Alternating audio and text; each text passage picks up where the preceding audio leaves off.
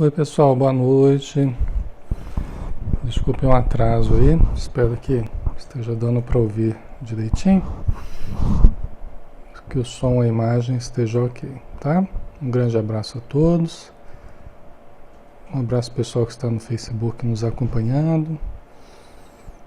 Hoje é dia 8 de janeiro de 2016, 20 horas e 21 minutos. Alexandre Camargo falando. Os estudos virtuais da Sociedade Espírita Maria de Nazaré, de Rolândia, Paraná. Um abraço, pessoal que está acompanhando lá, a Margarida, a Tânia, a Adriana, Fernando, Lidiane, Carmen, a Si, Rosendo, a Kátia.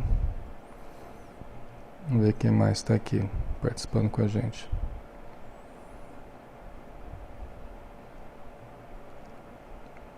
É que aqui fica pulando, estou com dificuldade para ver aqui. A Norma, a Vilma.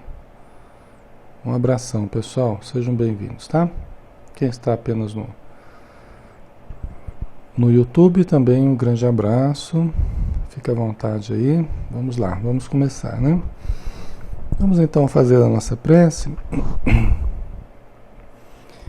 Pedindo ao nosso querido Mestre Jesus nos ajude em mais um estudo que realizaremos no intuito de nos tornarmos melhores, porque aqui obtemos alguns informes, algumas informações importantes da espiritualidade que nos ajudam na nossa compreensão da vida, dos problemas humanos, de como acertarmos mais.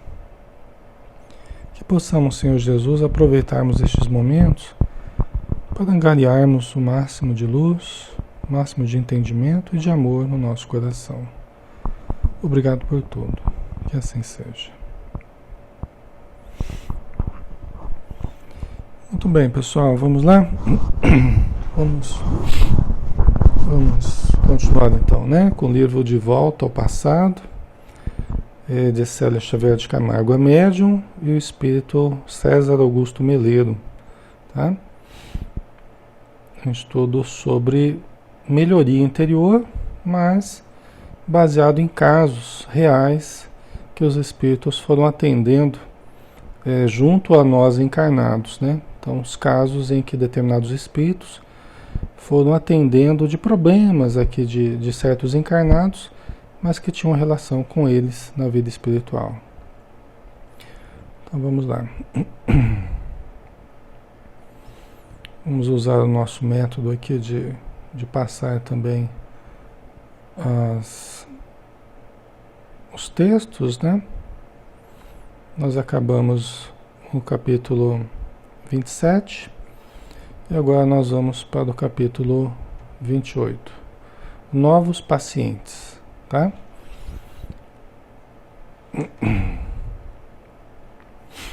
Então vamos lá. Na manhã seguinte, encaminhei-me ao hospital. Estaria de plantão durante todo o dia e não podia me atrasar.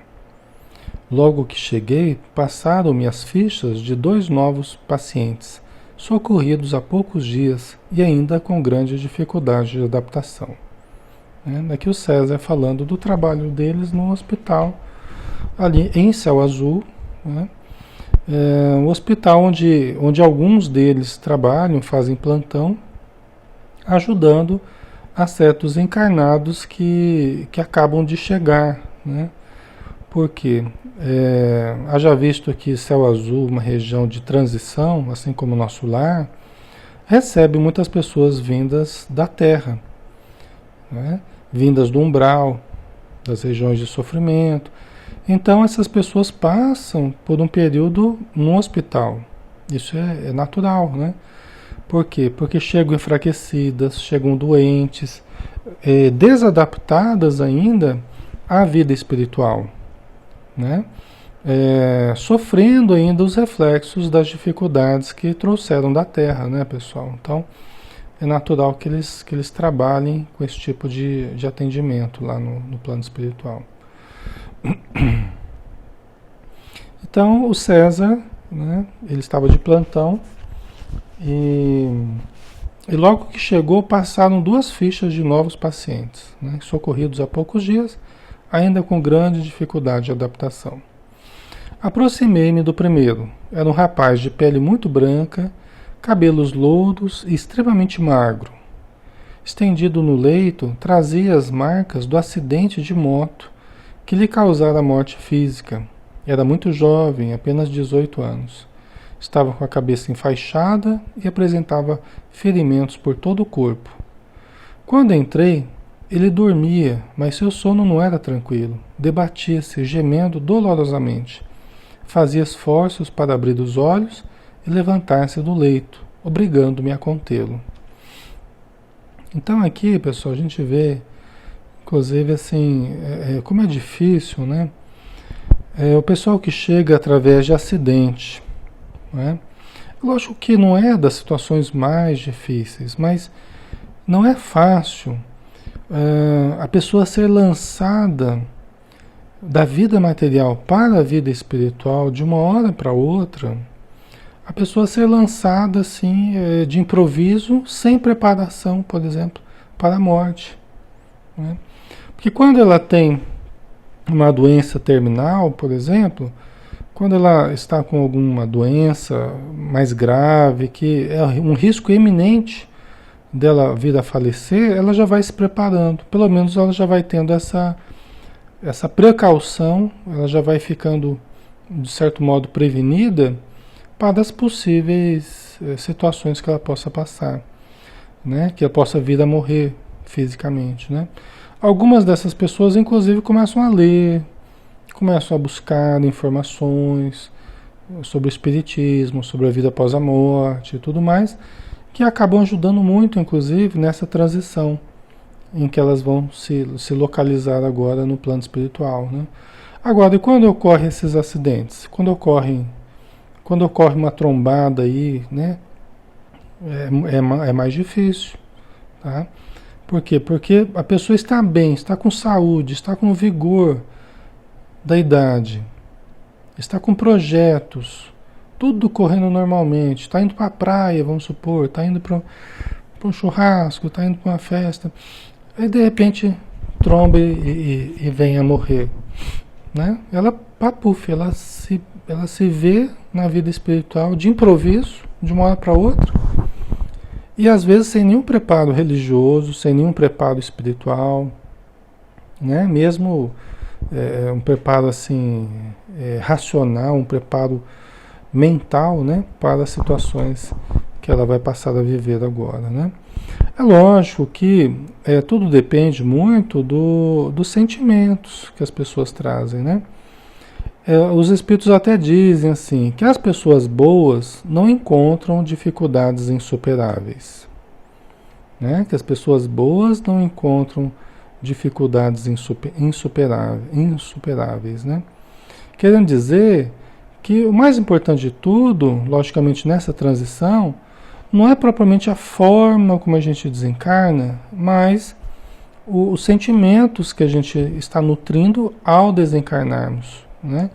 Os sentimentos que nutrimos durante a existência, o que fizemos da nossa vida, logicamente isso é o mais importante. Agora, tem um certo peso também, o tipo de morte ou como vai morrer também tem um certo impacto, né? Ainda mais quando no caso aqui que o César falou, né? Desse rapaz de pele muito branca, cabelos louros, extremamente magro, né? Que tinha passado por um acidente de moto, que foi a causa da morte física, né? Então ele leva geralmente as dores, né? A impressão do choque, né? Da trombada. Ele guarda, né? A impressão, muitas vezes o espírito acha até que está encarnado, ele acha até que está vivo ainda. Então ele acha que tudo aquilo é o que está ocorrendo mesmo, materialmente, né? E por isso ele se apega mais às impressões materiais que ele vive.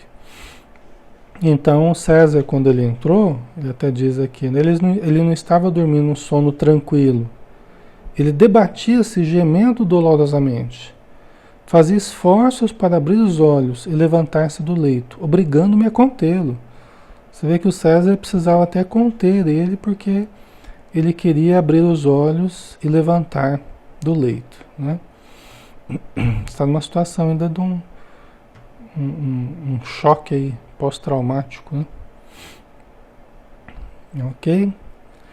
Então vamos lá, né? Continuando aqui.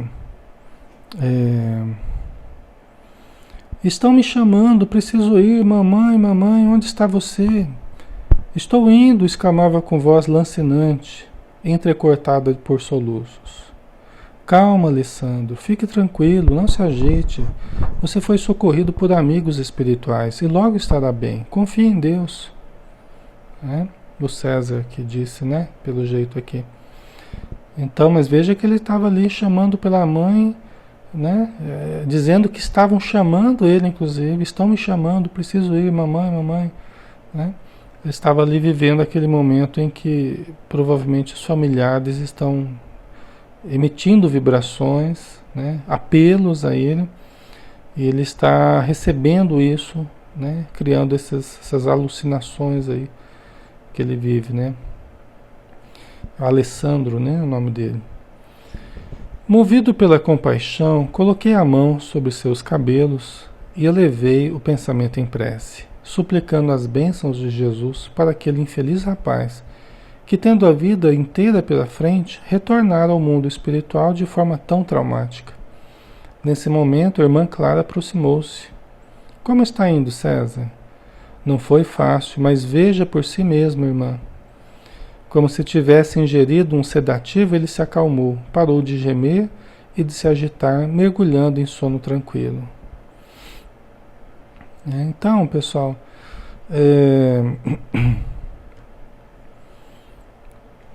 o César, ele, diante da aflição do rapaz, né? Ele colocou a mão sobre os cabelos dele, elevou o pensamento em prece e suplicou a Jesus para que ele se acalmasse, né? E aí ela até diz, né? Tendo em vista, tendo a vida inteira pela frente, retornar ao mundo espiritual de forma tão traumática, né? Nós não sabemos, a princípio, aqui o que aconteceu, né? Como foi isso, nós não sabemos como foi essa situação, mas tem casos, inclusive, que nem era para ter desencarnado, né? Há muitos casos que, na verdade, a pessoa ela morreu, faleceu antes da hora. Por quê? Pela imprevidência, por correr demais, por abusar da sorte, por, né, passar sinais fechados, sinais vermelhos, né? Fazer coisas com o carro ou com a moto que colocam em perigo a vida de si próprio, né, e de outros também. Então, é importante a gente lembrar disso também, porque nem todos que desencarnam na hora que deveriam desencarnar. Né? Tem gente que fala assim, ninguém morre de véspera, né? Não é um pensamento muito correto isso, não, porque tem muita gente que não apenas morre de véspera, como morre muito antes da véspera, né? Tendo em vista que a gente faz uma programação para viver lá, depende de cada um, logicamente, depende da programação, né? Mas vamos supor, né, que era para ter vivido muito lá, 60, 70, 80 anos, mas se na juventude eu abusar de qualquer coisa, se eu abusar do álcool, das drogas, se eu usá-las, né, vou estar comprometendo, tem sempre um suicidiozinho intrínseco aí, né, nessa atitude, correr demais, ser imprudente, né? Até nos nervosismos que os espíritos falam, né, naqueles nervosismos que a gente se entrega muitas vezes de uma forma abusiva também, aquilo ali também vai deprimindo o sistema nervoso, também vai prejudicando o nosso organismo, né? Vai corroendo as nossas energias vitais e fazendo com que a gente desencarne antes da hora, né? Pode assumir até uma gravidade grande, dependendo dos exageros, é que a gente se permite, né?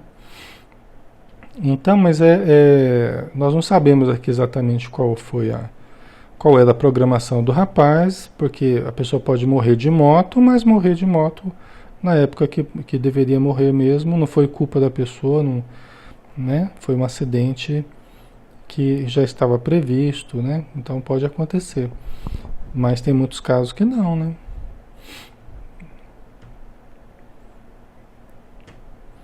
Então, continuando, né? A irmã Clara, né, que se aproximou do César, perguntou como é que estava indo, ele falou que estava difícil, não estava fácil não, né? Como se tivesse ingerido um sedativo, ele se acalmou, parou de gemer e de se agitar, mergulhando em sono tranquilo, né? Boa noite, Luiz, um abraço, viu? Então, aqui é o poder, inclusive, da prece e do passe, né, pessoal? Que não apenas funciona no plano espiritual, mas também no plano material, né? Quando a gente está meio nervoso, quando a gente está meio agitado, fazer uma prece ajuda, né? Ajuda muito. Ajuda muito. É uma das potencialidades que a gente tem, que a gente pode usar, é a oração, o mais poderoso recurso de união entre a criatura e o Criador, que nos faz acessarmos os mananciais inesgotáveis da energia divina, tá? Então aqui o César usou desses recursos e acalmou o rapaz, juntamente com o passe, né, que ele aplicou. Irmã Clara acompanhou-me no atendimento ao segundo caso do dia. Tratava-se de um moço que morrera por afogamento em um final de semana numa cidade litorânea. Confiando em suas condições de exímio nadador, ele procurou sozinho um recanto em meio a alguns rochedos para apreciar a vida submarina. Mergulhou. As águas ali eram profundas e ele ficou preso em um galho de árvore. Tentou soltar-se, mas não conseguiu. Como estivesse desacompanhado e o local fosse deserto, expirou sem nenhum socorro. Então aqui, aliás, uma delícia, né? As experiências que eu tive de mergulhar, né, na praia, né, em alguns pontos assim mais profundos, e é uma delícia, né? Mas tem certos esportes ou certas atividades de lazer que, embora sejam muito, muito gostosos ou muito gostosas, né, há que se tomar um cuidado grande, né? Quando se trata de mar, né, todo cuidado é pouco. Ainda mais quando se trata de águas profundas, em regiões com rochedos, a gente precisa tomar um cuidado, né? A força das águas muitas vezes joga a gente para lá, joga para cá. Eu já passei uns apuros aí nesse sentido. A gente tem que tomar muito cuidado, né, pessoal? Não é fácil, não. E aqui no caso ele morreu afogado justamente, né, no litoral, confiando em suas condições de exímio nadador. Então não era uma pessoa qualquer, não. Era uma pessoa que nadava muito bem. E aí que está o problema, né? O medo, ele nos ajuda em certos casos, porque o instinto de conservação faz com que a gente tome cuidado. O problema é quando a gente não tem medo de nada, né?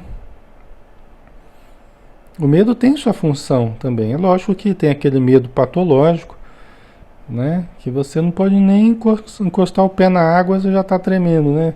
Então tem coisas que são exageradas, a gente tem que tratar isso né? E superar também. Medo de andar de carro, medo de qualquer outra coisa.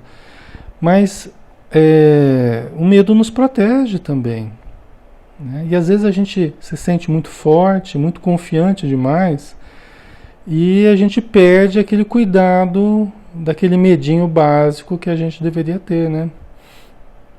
Que lembraria a gente de certos riscos, certos perigos, né?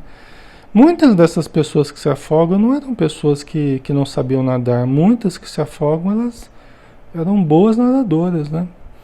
Só que, justamente por confiar demais, acabam perecendo, né?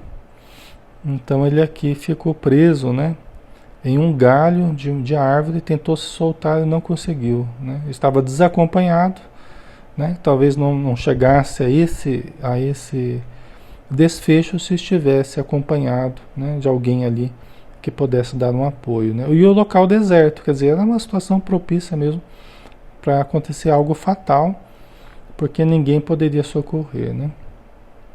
Aí o César continua dizendo aqui.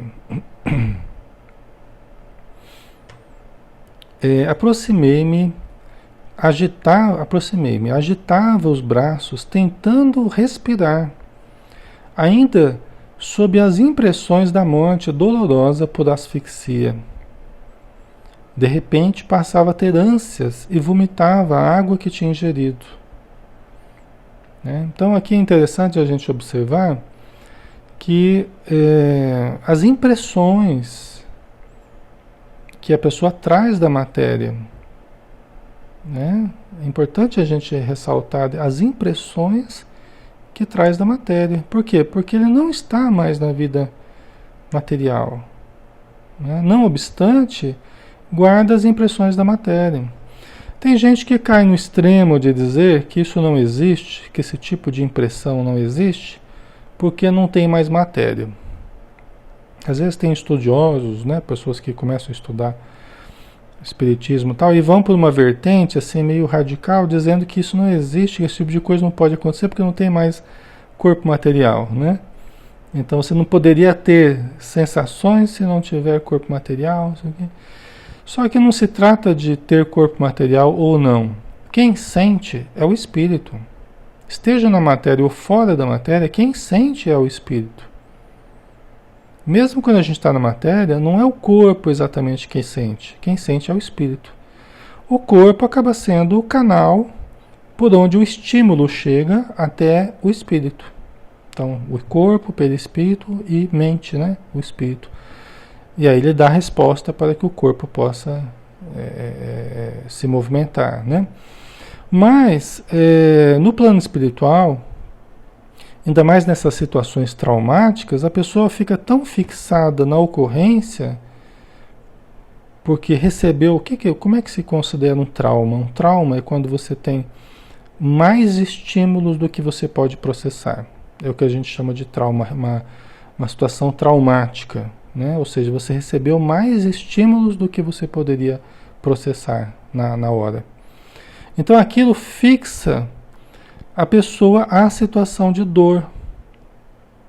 E às vezes é tão doloroso o processo, é tão aversivo, é tão negativo, que eu tenho visto, eu tenho reconsiderado os meus conhecimentos a respeito dessa situação. Tenho reconsiderado drasticamente.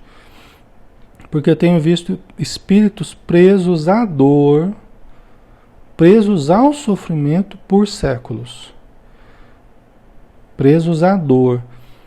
Não é apenas aquilo que a gente não fica por bastante tempo na região do umbral, nas regiões de sofrimento, só por uma atitude deliberada de maldade ou de vingança, não. A gente pode ficar também séculos presos à dor, presos ao sofrimento. Tá? Por quê? Porque eu tenho visto muitos casos assim, a mente da pessoa fica tão cristalizada, tão fixada ao sofrimento, foi tão traumático que os espíritos não conseguem auxiliar, não conseguem subtrair da pessoa daquela região, daquela situação, né? Assim, de uma hora para outra, não conseguem fazer. Vai levar tempo para conseguirem, né? Então a gente tem visto isso, tá? E às vezes até socorrem e a pessoa continua presa a certos condicionamentos, continua presa àquelas fixações, mesmo recebendo socorro, continua ainda sentindo as dores e sentindo as crises que vão demorar às vezes muito tempo para passar. Não dá para prever quanto tempo, né? Então a gente tem visto bastante isso, pessoal, tá? Então ele estava ali, eu falei dessas situações mais traumáticas, né? Aqui no caso não deve ter essa gravidade assim toda, mas ele está guardando as impressões da morte. Então ele se agita, agita os braços, tentando respirar sobre as impressões da morte dolorosa por asfixia, né? E aí de repente ele passava a ter ânsias, né? Por quê? Porque tem o corpo perispiritual, não tem o corpo físico, mas tem o corpo perispiritual, né? E quem sente é o espírito, é para ele, ele sente que está encarnado, né? Por que que tantos espíritos morrem e nem percebem que desencarnaram? Tá sim, pessoal, tá cheio de espíritos por aí. Aliás, tem mais espírito do que encarnado em torno de nós, né? Em qualquer lugar que você for, vai ter sempre muito mais espíritos do que encarnados. E por que que ele fica essa multidão, nem sabendo que desencarnou? Porque não sente diferença. Não sente diferença, praticamente.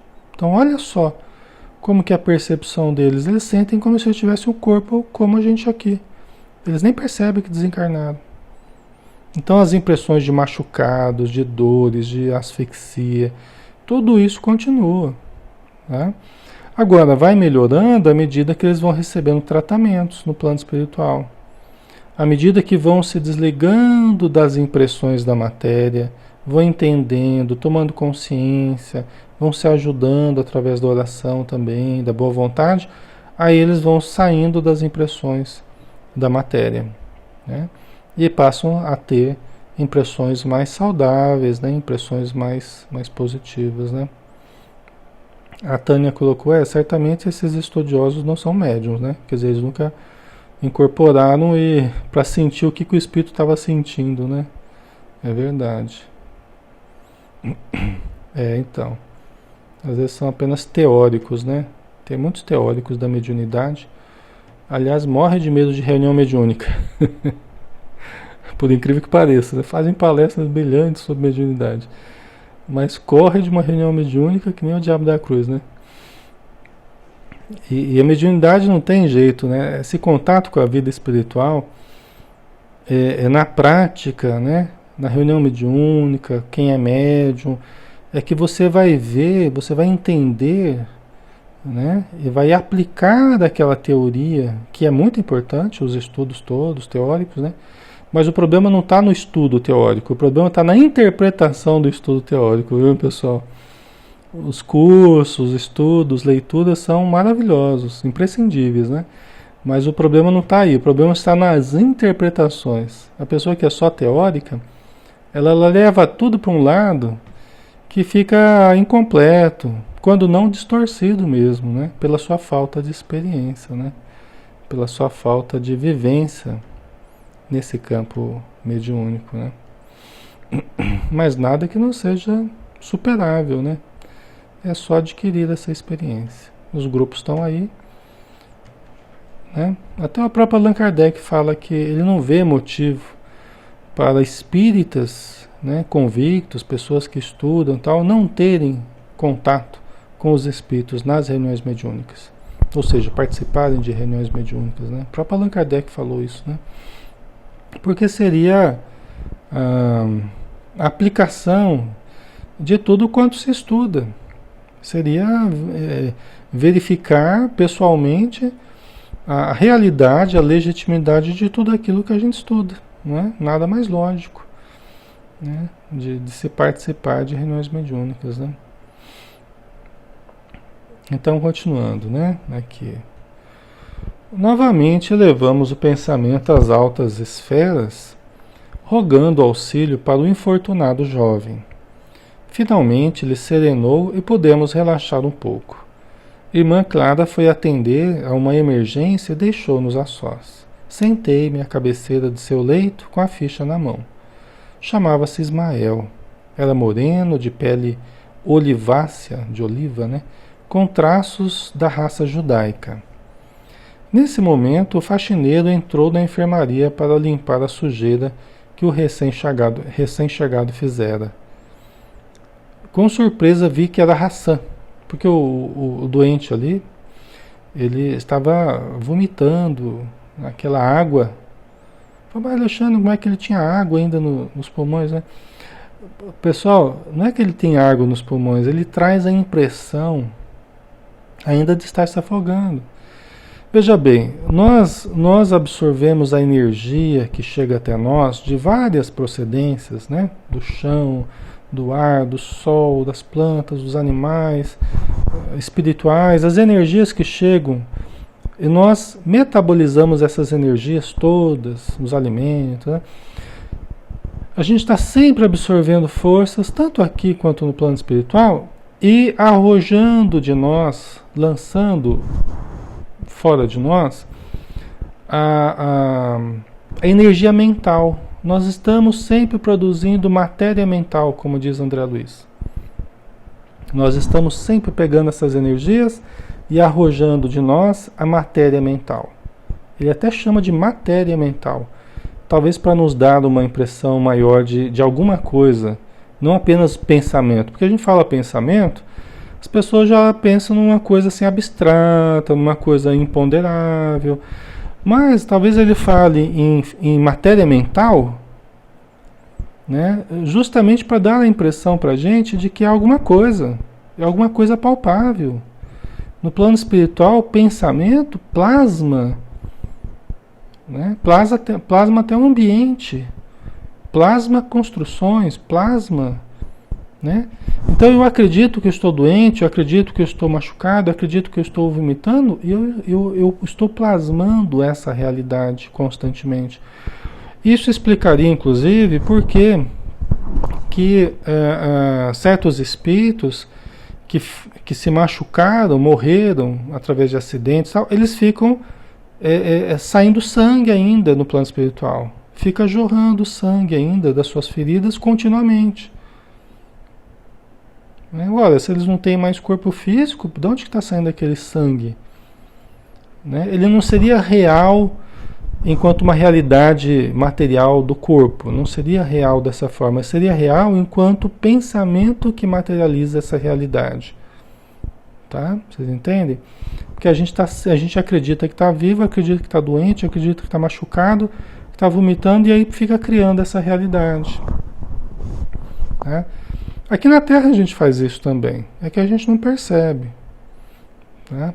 Devido ao corpo físico que não é tão moldável assim quanto o corpo perispiritual, né? Então a gente não vê os pensamentos uns dos outros, a gente não vê, mas se pudéssemos ver, nós veríamos essa mesma realidade. É que a gente se esconde com o nosso corpo físico, que nos dá a impressão, né, de estar sempre do mesmo jeito, de certo modo, né? Ele não é tão moldável quanto o perispírito, quanto a força mental, a matéria mental, vamos dizer assim, né? Então acaba sendo diferente. Mas isso explicaria, né, esses fenômenos que a gente vê aqui, né, que o César está falando, né? Tanto que essa sujeira, devido ao vômito ali, precisava o Hassan, o enfermeiro, o faxineiro, desculpa, né? O faxineiro entrou na enfermaria para limpar a sujeira que o recém-chegado fizeram. Né? A gente vê isso só aqui no livro De Volta ao Passado? Não. A gente vê isso lá também no nosso lar. Né? No nosso lar também. Não conta lá no primeiro dia de trabalho, lá quando o André Luiz foi visitar as câmaras de retificação, né? E aí estavam mostrando para ele como é que funcionava lá, a Narcisa lá mostrando, Tobias e outros lá, né? E ministro Genésio e outros. E ele viu que os doentes lá ficavam vomitando, saindo substâncias escuras, né? Da boca deles, né? E sujava todo o chão ali, material fétido, né? Aí o André Luiz, vendo que os outros trabalhadores começaram a limpar lá, acho que a Narcisa começou a limpar, uma velhinha lá, começou a limpar, aí ele pegou o material de limpeza também e começou a ajudar ela, né? Então, é alguma coisa, né? A vida espiritual é algo palpável para os espíritos, né? Então, a produção deles, né, da matéria mental deles é alguma coisa, né? Deixa eu ver aqui. O que vocês colocaram aqui, né? Adri colocou aí, é que se aprende até o que não está nos livros, né? Na reunião mediúnica, né, Adri? É, exatamente, até o que não está nos livros a gente acaba vivenciando, né? A Tânia colocou, muitos espíritos são levados para as reuniões para só então saberem que estão desencarnados, né? E possibilitarem o recebimento de ajuda. Isso mesmo, né? Inclusive eles recebem um choque anímico, que a gente chama, né? Que seria o encontro do espírito que está necessitado, né? Frequentemente com o perispírito deles prejudicado, machucado, né? Lesado, desarmonizado, né? E aí eles aproximam o espírito que está com esses problemas do médium. É o que eles chamam de choque anímico, para que as forças do médium, casadas às forças do grupo e dos espíritos amigos, possam agir encharcando esse espírito, encharcando entre aspas, né? Mas envolvendo esse doente espiritual nessas energias renovadoras, nas energias vitais dos encarnados, que ajudam muito na recuperação do seu perispírito, né? O ectoplasma, né, as forças ectoplásmicas do grupo, ajuda muito porque é uma semimatéria. Então ela acaba sendo usada nesse trabalho de enfermagem para o despertamento de espíritos, para a reconstituição dos seus perispíritos, tá? Então é muito importante isso. A Rosarinho é tão real para eles quanto a terrena para nós, né? Verdade, Rosarinho. Né? Inclusive eu tenho ouvido referências dos espíritos que é mais real ainda a impressão deles do que a nossa. Eles sentem muito mais do que nós. É porque o corpo físico, na verdade, acaba funcionando como que um abafador da sensação do espírito, né? Abafador da memória do espírito, abafador da sensação. É como se fosse alguma coisa que restringe a nossa percepção. E aqui na matéria a gente precisa de 2 buraquinhos para enxergar, 2 buraquinhos para ouvir, 2 buraquinhos para sentir o aroma, um buracão aqui para comer, né? E assim vai, né? E no plano espiritual, eles sentem com o corpo todo, eles ouvem com o corpo todo, eles enxergam com o corpo todo, né? Aliás, quanto mais evoluído o espírito, mais isso acontece, né? Mas só de estar desligado do corpo físico, nos parece que já aumenta, de certo modo, a sensação, a percepção do espírito, né? Então os sofrimentos são mais vívidos, assim como os prazeres também. As sensações boas são mais intensas também, pelo que dá a entender, né? Eu acho bastante lógico isso, né? Eu acho bastante coerente esse tipo de situação. Então vamos continuando, né? Então o César levou o pensamento, as altas esferas, rogando auxílio para ele também. Aí ele acerenou, né? Relaxou um pouco e tal. Ah, tá, a gente já avançou aqui, né? O faxineiro entrou para limpar a sujeira e o César viu que era o Hassan, né? Quem que é o Hassan? Aquele faxineiro lá que o César deu uma trombada nele uma vez. O César trombou com ele, ele olhou torto pro César, o César torto para ele, aquela situação, né? Aquela situação meio desagradável que ficou, tal. Depois eles começaram a conversar, ficaram até amigos, né? E o César viu que de novo o Hassan estava lá, né? Cumprimentou-me, sorridente. Olá, César Augusto, como tem passado? Nós não temos nos visto ultimamente. O que anda fazendo? É verdade, Hassan, nossos horários não coincidem. Tenho trabalhado muito, e só. Apesar de mais acostumado à sua presença, ainda me sentia um tanto incomodado ao vê-lo. Talvez porque ele me recordasse silenciosamente a atitude infeliz daquele dia, a qual eu tanto lamentava. A consciência é juiz vigilante e implacável, né? Que o César lembrava, inclusive, daquela situação que ele trombou lá com o Hassan, né? E, na verdade, ele acabou meio que ofendendo ali o Hassan, e o Hassan pediu desculpa e tal. né? Mas o César, sempre que encontrava com ele se sentia mal, né?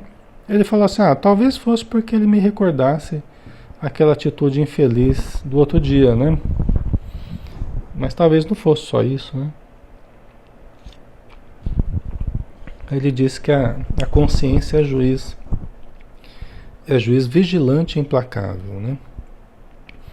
Percebendo provavelmente que eu não estava muito afim de conversar, ele não insistiu. Limpou o chão calado.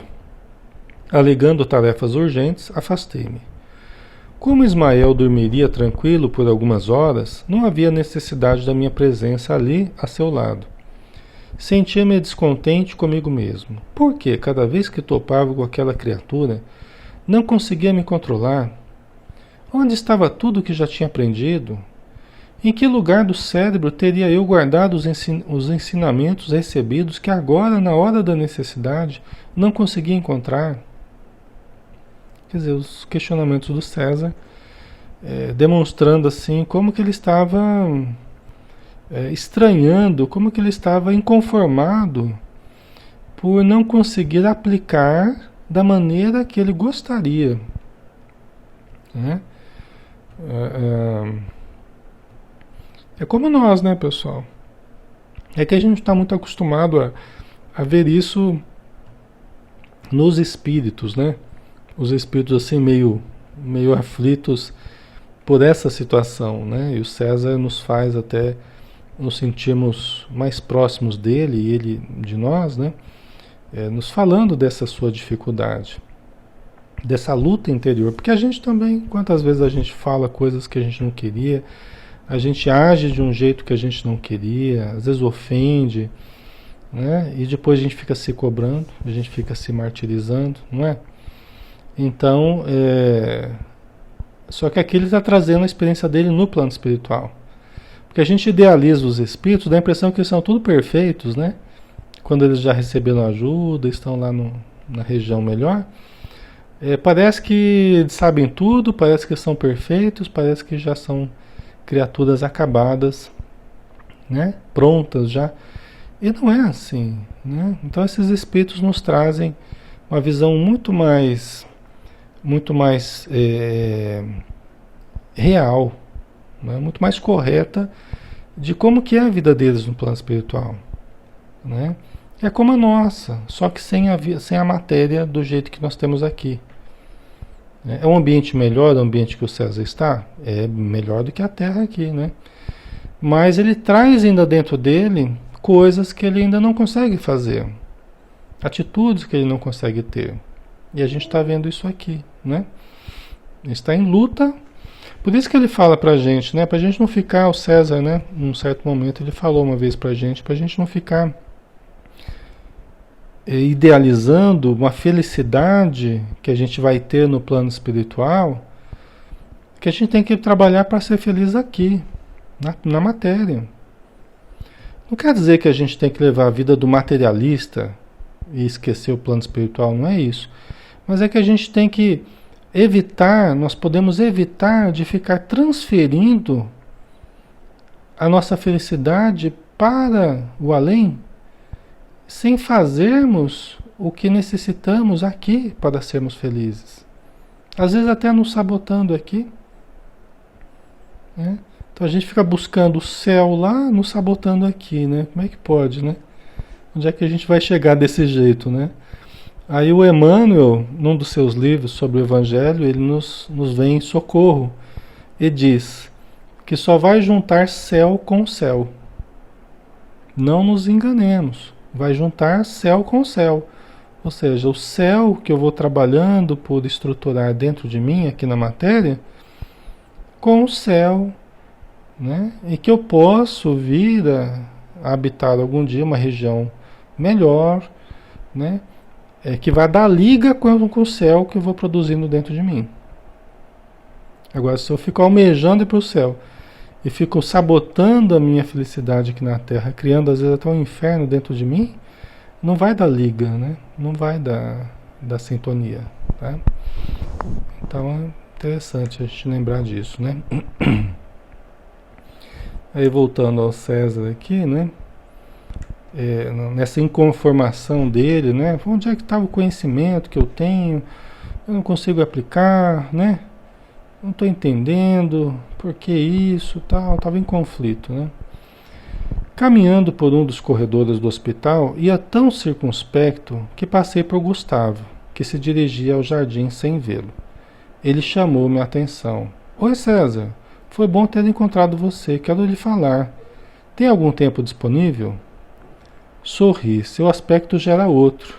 A expressão fisionômica agora era simpática e agradável. Só lembrando, pessoal, que o Gustavo aqui era aquele rapaz que pediu para o César conseguir cocaína para ele. Conseguir droga para ele. Estava subornando o César para conseguir droga para ele, né? Só que aqui o Gustavo já está se recuperando, já está, até a fisionomia dele já está mais agradável, tal, simpática. Ele reclamava de tudo, né? Se vocês se lembrarem aqui, né? Então,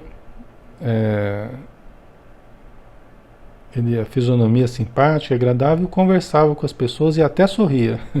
Até sorria é bom, né? Que diferença daquele rapaz que chegara todo cheio de vontades, carrancudo e mal-humorado. Claro, eu o acompanho.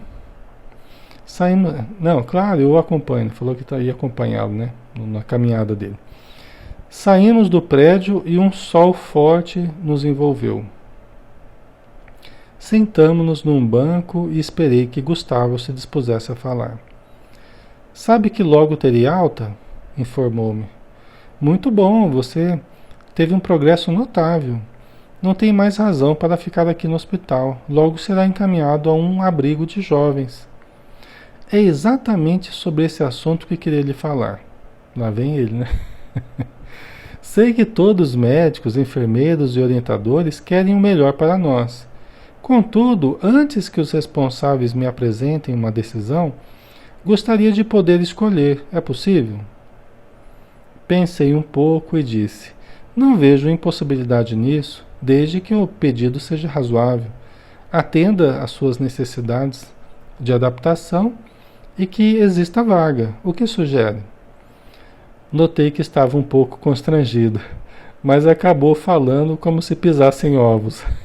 Imagina onde é que ele quer morar, né? Se não for perdido demais, gostaria de poder ficar em sua companhia. É legal, né? Porque ele gostou do César, né? Na verdade, já sabia o que ele queria e compreendi que ele fizera tantos rodeios temendo ser rejeitado. Achei graça do seu ar preocupado. Ora, se isso é tudo quanto deseja, Gustavo, não tem problema. Se depender de nós, irá para o abrigo dos descamisados. A alegria iluminou-lhe o rosto. Tadinho, né? Ainda bem que o César teve um tato com ele ali, né? Percebendo o constrangimento dele, a necessidade dele ali, né? Ele estava querendo só ir morar junto com o César, né? No abrigo dos descamisados. Mas é legal, né? Quando surgem essas afinidades, né? Essas identificações. E é natural, né? Que pessoas que cuidem dele ali, e o César, né? Com quem ele se afinizou, agora ele queira estar na companhia dele, né? É muito natural. A gente chega num lugar, né? A gente chega tão desadaptado, né?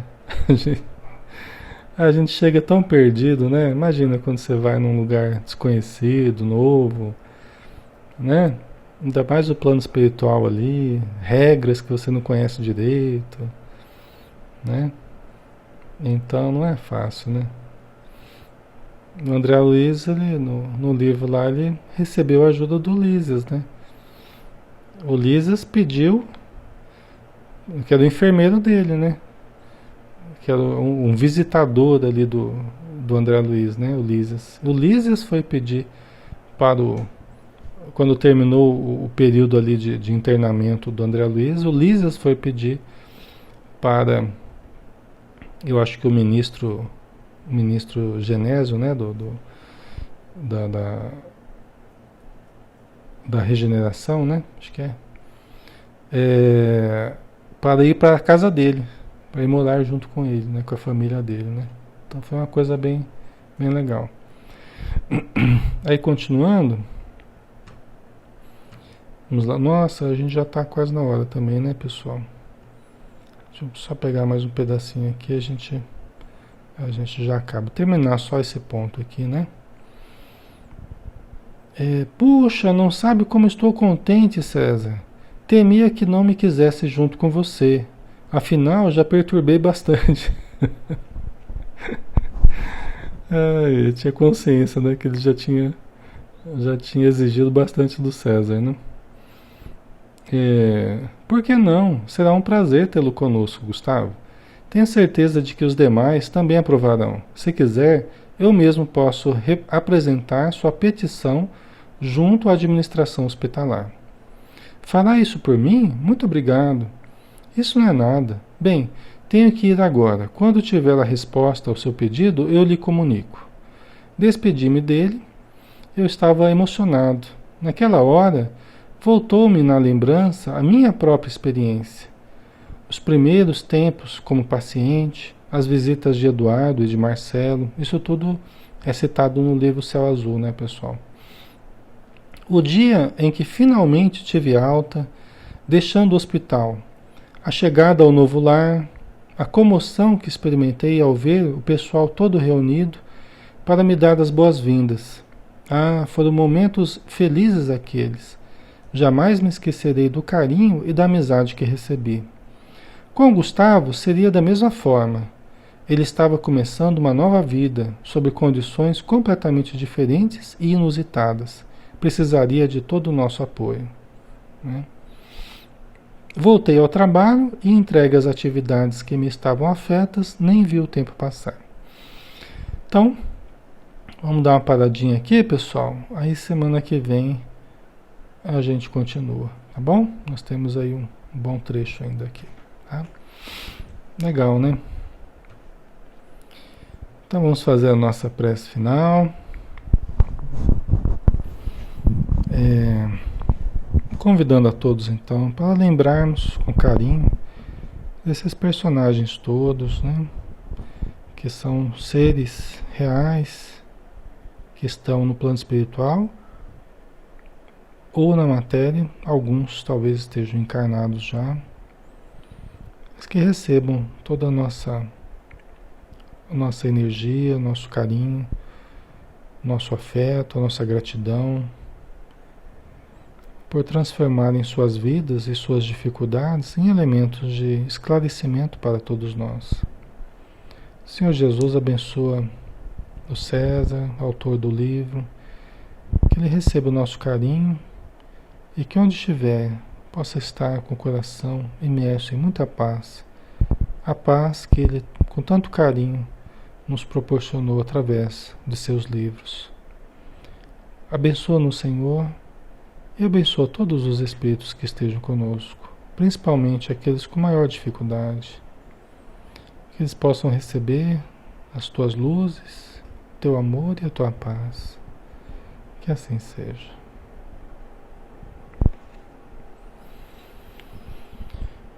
Muito bem. Pessoal, então fiquem com Deus, um ótimo final de semana e até domingo, né? Quando a gente tem o estudo às 10 horas da manhã. Tá bom? Um beijão, fiquem com Deus. Até mais.